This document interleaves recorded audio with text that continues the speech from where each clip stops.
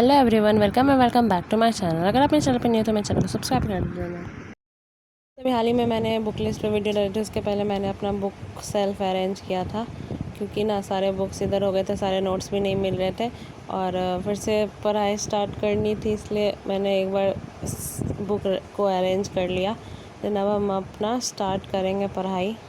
दिन जब से प्रीलिम्स हुआ उसके बाद से पढ़ने का मन ही नहीं कर रहा है, मतलब कुछ करने का ही मन नहीं कर रहा है, लेकिन क्या कर सकते हैं, पढ़ना तो पड़ेगा ही, क्योंकि छूट जाता है ना एग्ज़ाम देने के बाद आप दूसरे मोड में चले जाते हो। तब ऐसा लगता है कि अभी तुरंत तो एग्ज़ाम ख़त्म हुआ है, थोड़ा सा आराम कर लेते, उसके बाद फिर से स्टार्ट करेंगे। लेकिन अब स्टार्ट तो करना ही होगा, कितने टाइम लगेगा, स्टार्ट तो करना ही पड़ेगा हमें। तो इसलिए मैंने आज सारा अपना रूटीन वगैरह बना लिया, बहुत सारा वीडियो देखा मैंने कैसे मेंस के लिए स्टार्ट करना है। मे भी अगर मेंस रेडी रहेगा तो अगर आपका प्री निकल भी जाएगा तो आप मेंस के लिए रेडी रहेगा। तो प्री तो फिर भी थोड़ा सा पढ़ना आसान है, लेकिन मेंस में क्या और कैसे करना ये चीज़ समझ में ही नहीं आता। तो मैं रोज़ सोच रही हूँ वीडियो डालूँगी, बट इतना प्रोक्रास्टिनेशन हो रहा है ना कि क्या करें। और अभी तो मैं सिविन सर की वीडियो देख रही थी। सिविन सर ने मंडे से स्टार्ट किया था मेंस के लिए 2025 के लिए, जो मेंस देंगे 2025 में, उनका दिसंबर तक मेंस रेडी हो जाना चाहिए। तो वो वाले बैच में अगर आप भी चाहो तो ज्वाइन कर सकते हो, फ्री ऑफ कॉस्ट ही है वो फ्री वाला है। एक उनका एमएमपी प्रोग्राम चल रहा है तो वो पेड है, वो वाले बैच में आप ज्वाइन होगे तो भी अच्छा है, लेकिन हम तो वो वाले बैच में ज्वाइन नहीं है। तो वहाँ पे सर आपको टारगेट बता देते हैं क्या करना। तो अभी चल रहा है एथिक्स का टारगेट, तो मेरा भी एथिक्स कंप्लीट नहीं है, तो मैं सोच रही हूँ एथिक्स कंप्लीट कर लूँ। तो एथिक्स कंप्लीट हो जाएगा। एथिक्स के साथ साथ मेरा इंटरनल सिक्योरिटी चल रहा है, तो कुछ मेंस के मेरे लेक्चर बाकी है, क्योंकि आपको मैंने बताया था जनवरी फरवरी टाइम में ही चल रहे थे, तभी मैं प्रीलिम्स की प्रिपरेशन कर रही थी, इसलिए मैंने लेक्चर नहीं लिया था। और वर्ल्ड हिस्ट्री बचा हुआ है और इंटरनेशनल रिलेशन बचा हुआ है और मेरा एक पोस्ट इंडिपेंडेंस बचा हुआ है। और ऑप्शनल को और अच्छे से रिवाइज करने के, मेरा ऑप्शनल भी कंप्लीट नहीं है। गाइस, हम बिलोंग करते हैं बिहार से, तो मैं सोच रही थी स्टेट पीसीएस भी आने वाला, तो मैं सोच रही थी बिहार बीपीएससी का फॉर्म भरने का। तो आज ही मुझे, मतलब ऐसे ही मैंने यूट्यूब पे देखा, तो उनके चेयरमैन ने ना कुछ अनाउंसमेंट किए हैं, क्योंकि ऐसे बहुत सारे पेपर लीक हो रहे हैं ना, तो उन्होंने बोला कि 4 या 5 सेट बनेंगे क्वेश्चन के, कुछ या तो बहुत हार्ड होंगे, कुछ मॉडरेट होंगे, कुछ बहुत ईजी होंगे, मे भी ऐसे ही कुछ बोला था। तो अब सारे वीडियो बना रहे हैं कि चेयरमैन ने जिस हिसाब से बोला है उसके हिसाब से हम अपने स्ट्रैटेजी में चेंजेस करना होगा।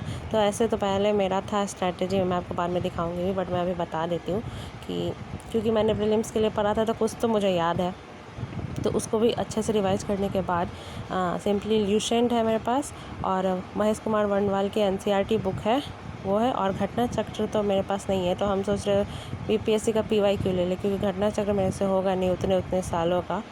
उसके यूट्यूब पे वीडियोस चल रहे हैं तो वहाँ से कंप्लीट कर लें। और बीपीएससी वाला, मतलब उन्होंने यूट्यूब पे ही लॉन्च किया है कुछ बैचेस, तो मैं सोच रही थी फ्री वाला ही देख लूँ, और पेड बैच तो नहीं ले सकते, क्योंकि दोनों तरफ पेड बैच लेना तो पॉसिबल नहीं ही होगा, क्योंकि एक तरफ तो मैंने पेड बैच ले लिया है। तो इसलिए मैं सोच रही थी फुल्ली बीपीएससी के लिए मैं यूट्यूब पे ही डिपेंडेंट रहूँ। मैंने सोचा बीपीएससी देने के लिए, लेकिन ना मुझे ना कौन सा पीवाईक्यू लेना, हम कंफ्यूज ही हैं अभी तक, कौन सा वाला लें।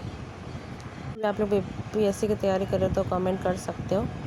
और उसके लिए और ना बीपीएससी वाला पे मैराथन क्लासेज है, तो मैं सोच रही थी मैराथन क्लासेस को लेके चलो, यानी 7 दिन एक सब्जेक्ट को देंगे ना तो कंप्लीट हो सकता है। ज़्यादा दिन तो बचे नहीं, 70 डेज अप्रॉक्सीमेटली बचे हैं बीपीएससी में। आई थिंक सितंबर में एग्ज़ाम है, अभी फॉर्म फिलअप नहीं हुआ है। और अभी तो टीचर वाला बीपीएससी का भी शायद होने वाला है एग्ज़ाम, तो वो छोड़ के डबल बीपीएससी हो गया ना, तो सर्च करते हैं कौन से बीपीएससी के बारे में, आ जाता है टीचर वाले बीपीएससी के बारे में। तो बहुत सारे वीडियोस देखे, सर ने बोला कि अगर आप स्टेट पीसीएस के लिए जा सकते हो तो मतलब तैयारी कर सकते हो तो तैयारी कर लो।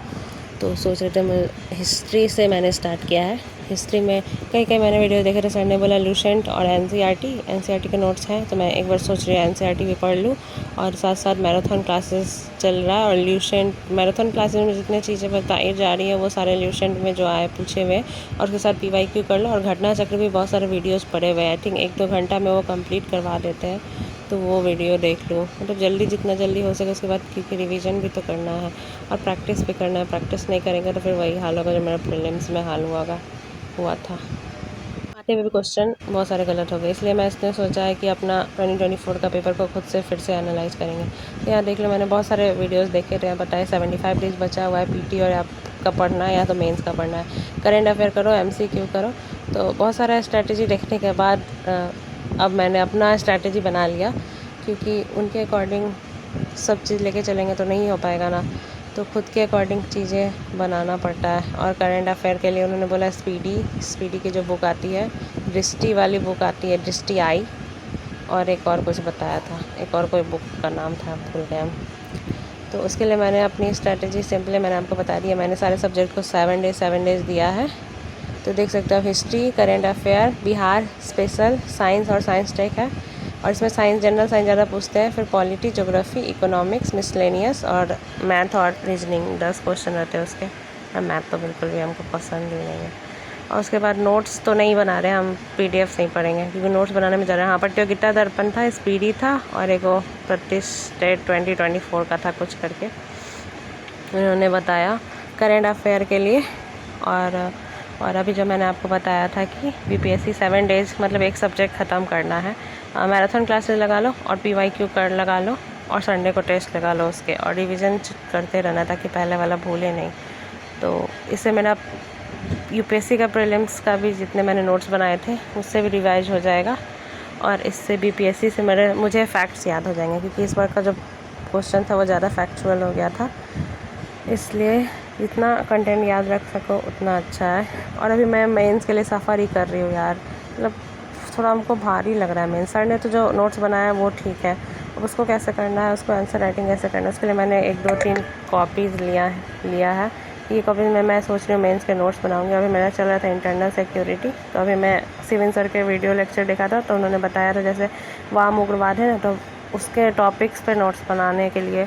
तो वहाँ जैसे वाम उग्रवाद क्या है, उसका उद्देश्य क्या था, उसका समाधान क्या होगा, मतलब कारण क्या था, ऐसे करके कुछ टॉपिक बताए थे, उस पर नोट्स बनाए थे, उससे जल्दी याद रहेगा। ब्रेन स्टॉर्मिंग है, ऐसा लग रहा है कि इतना बड़ा बड़ा चीज़ याद कैसे रहेगा यार उतने टाइम तक। ओके बाय, मिलते हैं नेक्स्ट ब्लॉग में।